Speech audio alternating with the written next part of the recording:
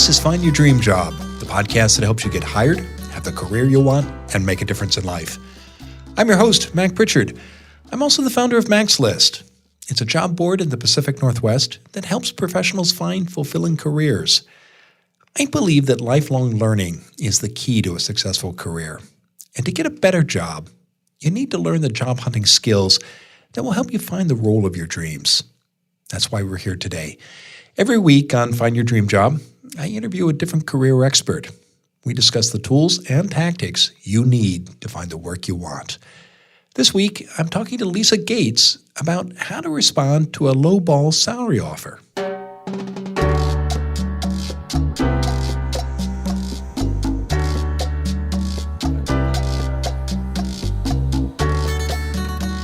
A hiring manager has just offered you a job, and you're very excited. Now it's time to talk about money. The employer mentions a salary figure. It's far below what you expected. You want the job, but you feel put off, almost insulted by the low number. What do you do next? Our guest today says you need to recognize that the conversation has only begun. Curiosity, not anger, is the best way to respond. Want to learn more? Listen in now at the Mac's List studio as I interview Lisa Gates about how to respond to a lowball salary offer.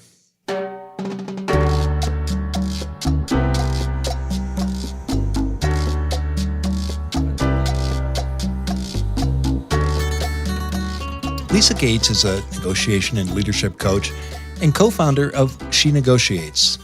Lisa helps women close wage and leadership gaps. Drawing on her work as an actor and storyteller, Lisa helps you land the job, get that raise and promotion, and hit your goals out of the park. She joins us today from Carpinteria, California. Lisa, welcome to the show. Thank you so much from Carpinteria, California, which most people have probably never heard of. Well, it's a pleasure to have you on the show, and our topic today, as you know, is lowball salary offers. Now, Lisa, why do employers make lowball salary offers? Because they're evil. No, I'm teasing you. They are not evil. It might feel like they're being awful to you, but we have to look at this as a business, right? They're in the business of making money, saving money, increasing productivity, whatever it is.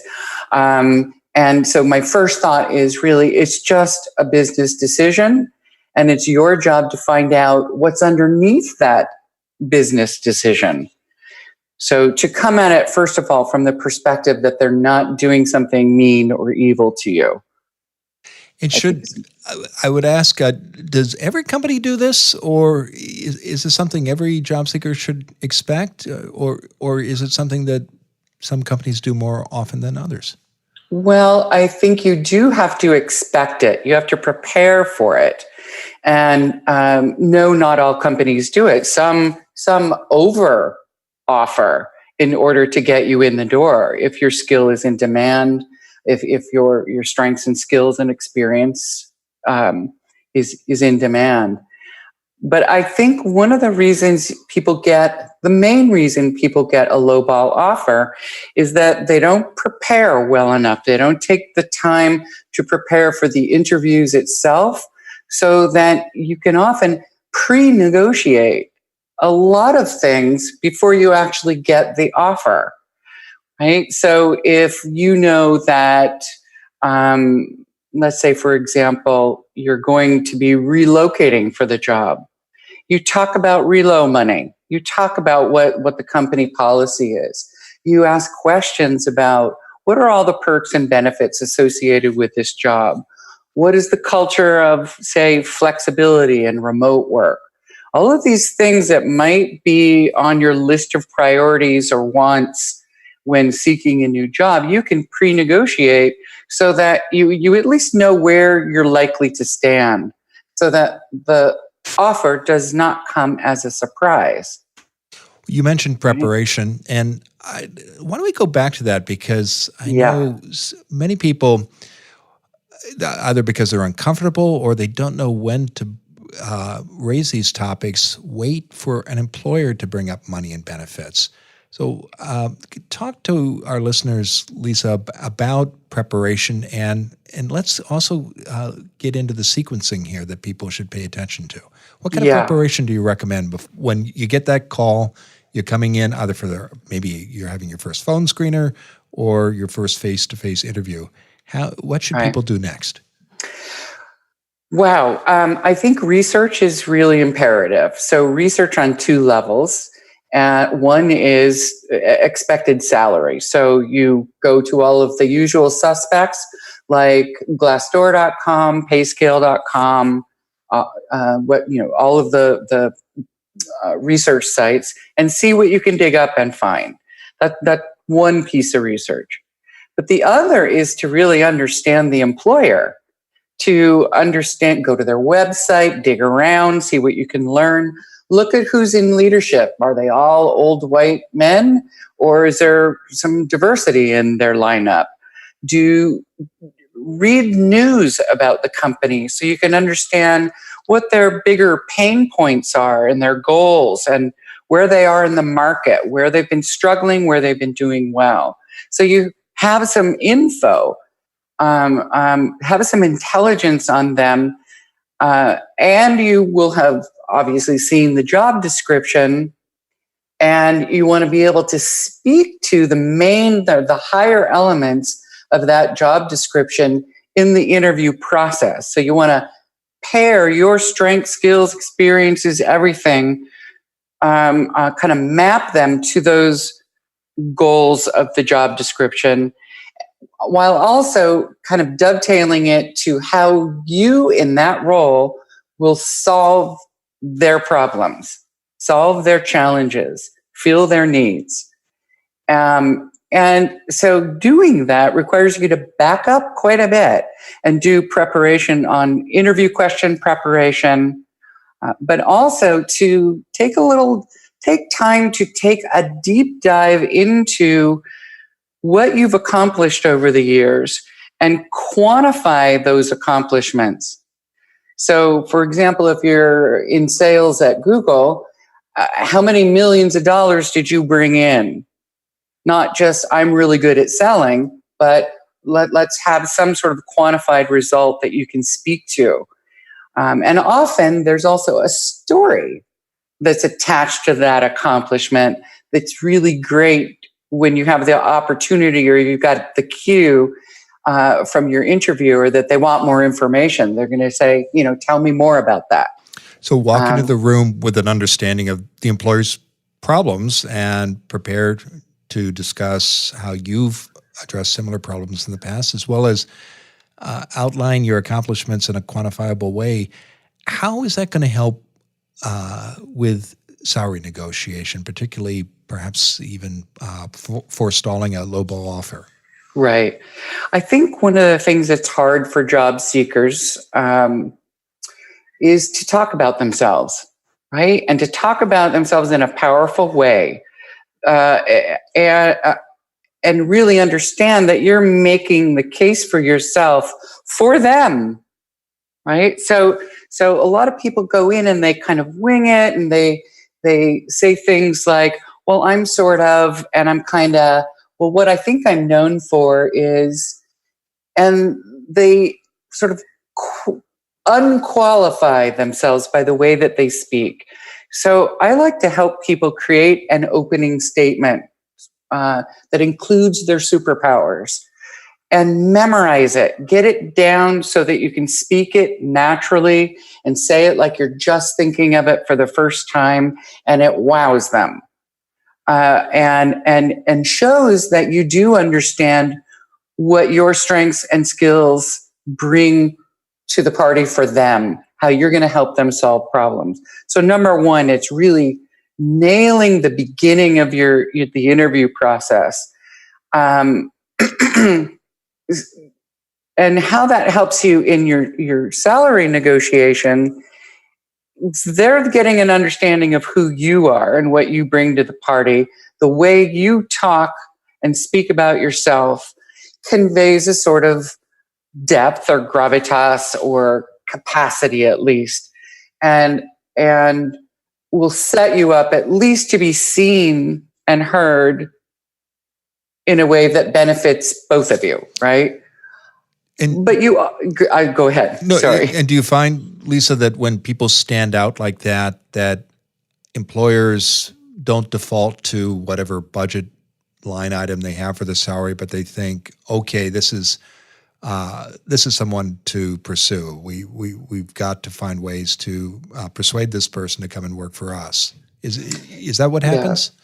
No, I don't think so. Okay. sorry to disappoint you, right. but I think that a lowball is still possible, okay, regardless of how well you come across. Yeah. Because we don't often know what the constraints are that an employer, or let's say the recruiter, whether it's external, internal, is dealing with.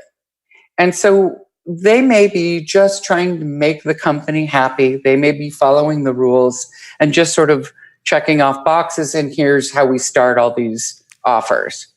And so your preparation, again, is to anticipate all of the possible pushbacks you're going to get during the interview process, or perhaps in your counteroffer conversation. Anything from, well, nobody starts at that rate, or, this is where we start all of our, manager of X positions, or it's just not in the budget. Maybe when you're 6 months down the line or a year from now, we might be able to consider that salary, blah, blah, blah. Okay. Well, let's talk about that, because you've done that preparation. You've had the interviews. There's an offer on the table, and here comes the number. And as the job seeker, you're disappointed to hear that figure. What is the best way to respond? Well, first of all, the offer most likely came by email, so you want to prepare kind of an outline for your conversation. I call it sequencing the conversation, and everyone's is different. It really depends on the conversation. But what I would be prepared to do is to ask a series of what negotiators and mediators call diagnostic questions. They're open-ended questions that help you understand why they've given you this lowball offer. And what you said before, Mac, was great. You need to express your disappointment. So something like, wow, I'm so excited to get the offer. I have to tell you, I'm really disappointed that it was so low. Can you help me understand what your constraints are, or what happened? Let's pause right there, Lisa, because I'm fascinated by this idea of these diagnostic questions, and I want to take a quick break. And when we come back, we'll talk more about this, and we'll return in a moment with Lisa Gates, who will continue to share her advice on how to respond to a lowball salary offer. As Lisa makes clear today, you need to be ready to discuss salary when you look for work. Many of us, however, especially at the start of a career, avoid talking about money altogether. Sometimes you may fear that asking about salary will disqualify you for the job. You might also think an employer can only pay one amount, period. Or you hope that your past work and qualifications alone will lead to the best offer possible. In fact, discussing money is a normal part of hiring. And most companies have some flexibility in making a salary offer. An excellent resume by itself, no matter how impressive, won't get you a great deal. If you're feeling awkward about discussing your salary needs, I've got a new free guide that can help. It's called How to Talk About Money in an Interview. Get your copy today. Go to maxlist.org/moneytalk. You'll learn how to research what the job you want pays in the city where you work. You'll get talking points to discuss money, benefits, and office culture with every hiring manager you meet. And you'll get an answer to a question that unsettles many job seekers. What are your salary expectations? Go to maxlist.org/moneytalk. Don't settle for a lowball offer. Go to maxlist.org/moneytalk. Now, let's get back to the show.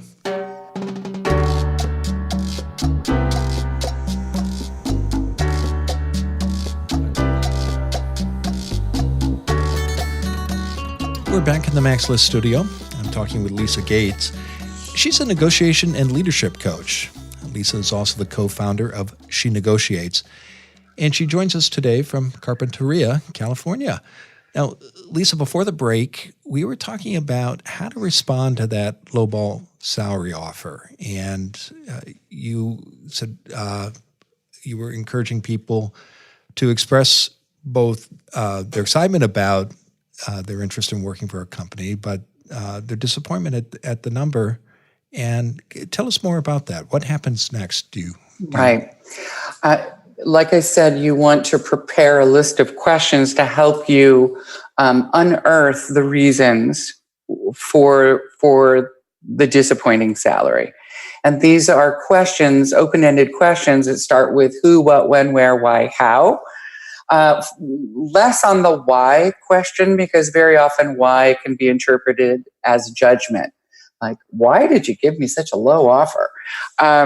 So you want to prepare some questions that will help you understand what their interests are, what their goals, fears, preferences, needs are, so that you can then reframe and make a counter offer. And it may be that you revisit that opening statement and say, I bring, skills of X, Y, and Z to this position that will help you solve this most pressing issue that we've been talking about for a couple of weeks. So what I was thinking was more in a salary, say, in the 90s, right? Not a range, but a specific, semi-specific number. And then ask them to carry forward your request, right? But you are going to hear a lot of, depending on what you hear from from their answers, we've often, in my work with people, we've scripted lots of things for comebacks, right? Or for reframes, potential reframes. And you kind of have to improvise with that prepared list in order to pivot and say the thing you need to say the most to make that counteroffer and to get them to reconsider. There's always wiggle room. There is more money in that pot, for sure. It's just a matter of how willing you are to move past that original no. And I know I meant to say this in the beginning. When that offer that you receive, the lowball offer, is in a sense a form of no. We're not giving you what you asked for or what market value or what your expectation was. So no is the beginning of your negotiation, not the end. And otherwise, you've just been having a conversation and the answers to your questions have all been yes, right? Now you get a no. Now you get to cobble your way through what the reasons are and try to understand things. And then you use negotiation as a problem-solving tool. Okay, and a couple of tactical questions. You said a moment ago, don't use a salary range. And I know there are listeners out there who are wondering, why is that, Lisa? Why mention, say, a general number like something in the 90s? What's the benefit? Well, if you say, I was hoping for something between 92 and 100, they're going to pick 92. Okay. Human nature is sort of built that way. They're going to go for the bottom number. And another thing, because of the way the world of work works right now, we're getting an offer by email. We rarely have the chance, unless we take it during the interview process, to anchor first, to say the number first. And the person who lays down the first number is most influential in the conversation. So that number that you land early on will influence your conversations for the duration, for as long as you're in conversation. You mentioned at the start of our interview that negotiation can happen before an offer appears. Do you recommend when people are having face-to-face meetings or having conversations by phone, actually bringing up the subject of salary and mentioning a particular figure?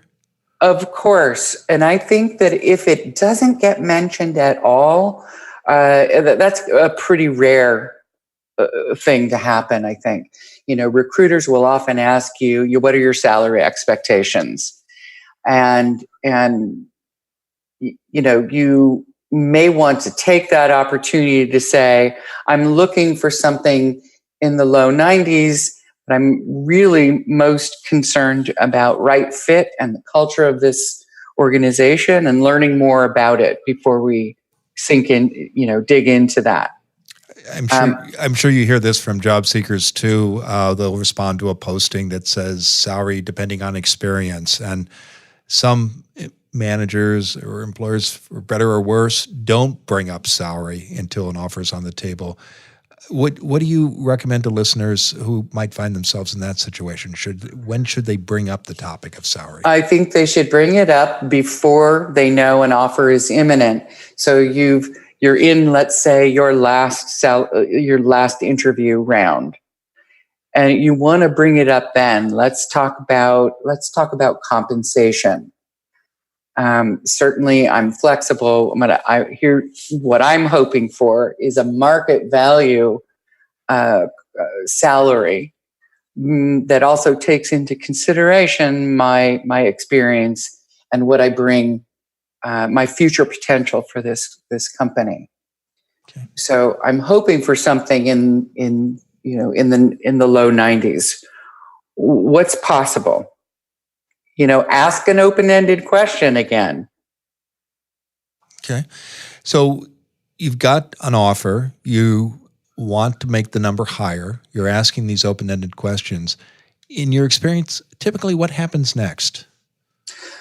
Either it's very rare that you get an absolute no. There is no wiggle room unless you are at the very beginning of your career. It seems to happen to brand new hires. I had a client who was just graduated from Berkeley in construction engineering, and she got her first job, and I worked with her. She was actually my son's girlfriend. And it was absolutely no. Huge company with deep pockets. No. Now, I think for the job seeker getting a lowball offer, you have to be willing to walk away and to understand that there are more fish in the sea. If money is really your primary objective in this particular move, in this particular job seeking round, and it should be, it's your whole future. But if it's not your whole priority, you'd rather get some new experience. Maybe you're diving into a different industry. Maybe you can tolerate that for 6 months or a year. So you really have to know what your bottom line is, or what they say in negotiation, your best alternative to a negotiated agreement. Is it to walk away, or is it to set aside your desire for that salary now in trade for what you might get in the future? Okay. And you know that there's research out there that shows there's a difference among men and women in negotiating styles. Women, research shows, or may accept the first offer. Do you have any special advice for about how to overcome this gender gap? Particularly, that's such a big loaded question. I think that there's so much advice for women about how they must twist themselves into a pretzel shape to conform to their fears, or to conform to the expectations of the other person or the company or whatever. And I say to women, just be yourself. Just be more of yourself.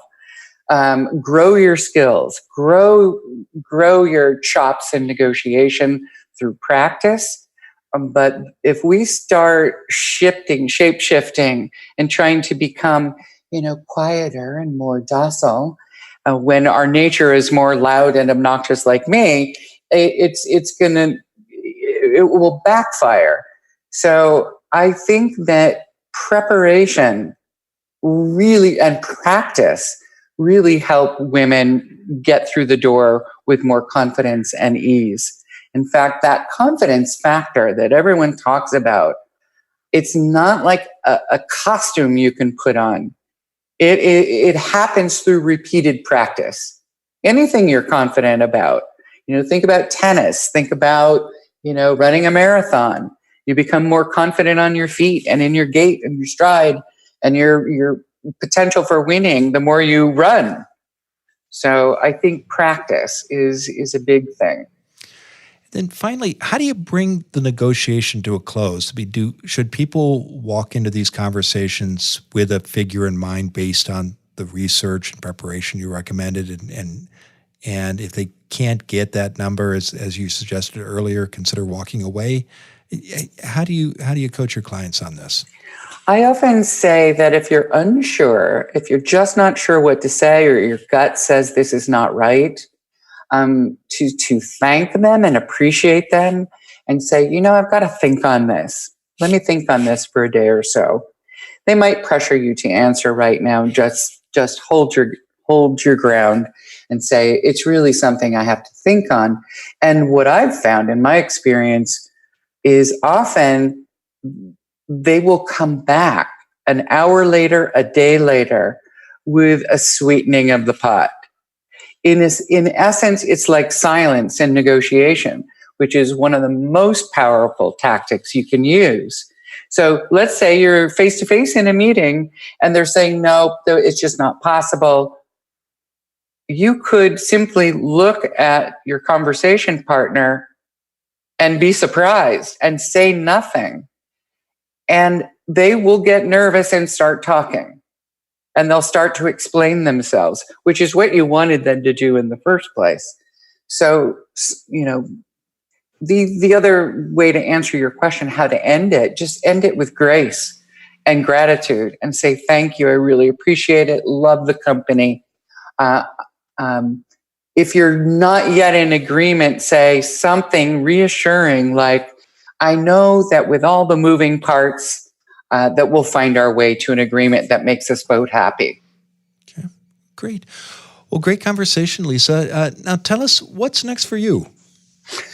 Ooh, what's next for me? There's so many ways to answer that question, but I think something I would love the listeners of your great podcast to know is where they can get resources, and negotiation coaching is from us, from what we do day in, day out.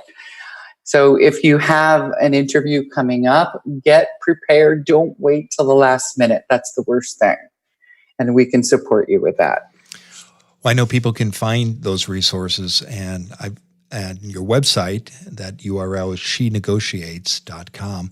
Right. And we'll be sure to include that in the show notes and the website article. So, Lisa, given all the advice you've shared today, what's the one thing you want our listeners to remember about how to respond to a lowball salary offer?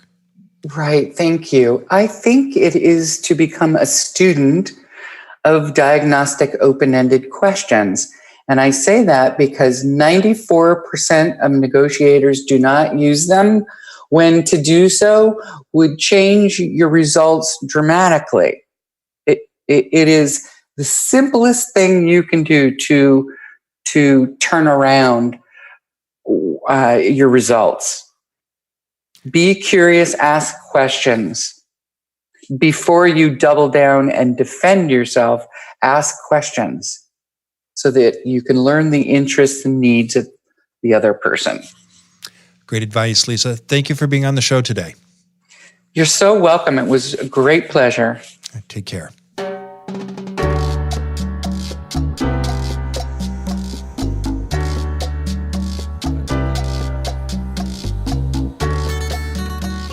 Enjoyed that conversation with Lisa. Here's the one thing that stood out for me, and that was her point about the importance of preparation. Because when you do the research that Lisa recommended, when you understand what an employer does and what their challenges are, and you know what the market pays for the skills you offer, you're going to be so much better prepared, not only for your interview, but for your salary negotiation. And she mentioned the importance of having an opening statement that described your superpower. And the value of that is it's not only going to make you stand out in the interview, but when you're ready to negotiate about money, you can keep coming back to that. It's in short, it's the why you want the job and why you're the best candidate. But that doesn't happen unless you do the research. So you got to be prepared. And we've got a resource that can help as well. It's called How to Talk About Money in an Interview. So if you're looking for practical tips about how to research your market value, in order to get the salary you deserve, check out our new resource. Go to maxlist.org/moneytalk. Again, that's maxlist.org/moneytalk. Well, thanks for listening to today's episode of Find Your Dream Job. And join us next Wednesday. Our guest expert will be Lita Tauhidi. She'll explain how to break into tech, even if you're not a techie. Until next time, thanks for letting us help you find your dream job.